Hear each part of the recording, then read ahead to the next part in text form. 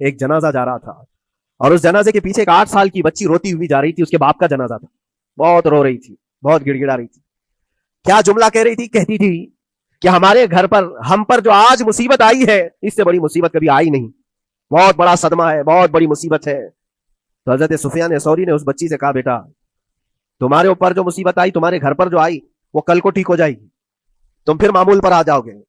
بلکہ بات یہ ہے تمہارے باپ پر جو آئی ہے وہ سب سے بڑی ہے, وہ موت ہے, وہ سب سے بڑی ہے, کیونکہ وہ پلٹ کر کے آنے والا نہیں ہے. جنازے کو دفن کر دیا گیا.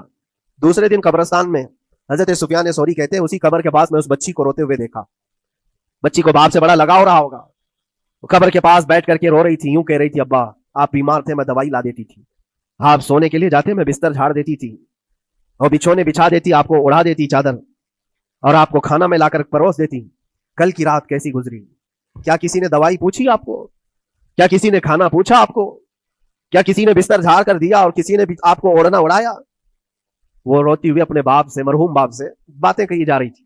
حضرت سفیان ثوری اٹھاتے اور کہتے ہیں, بیٹا یہ سوالات اب نہ کر اپنے باپ کو کہ کسی نے کھانا پوچھا, دوائی پوچھی, بستر بچھایا, نہیں. اب یہ پوچھ اپنے باپ سے, کل ہم نے جو آپ کو صحیح سلامت دفن کیا, چہرہ ابھی تک سلامت ہے یا نہیں؟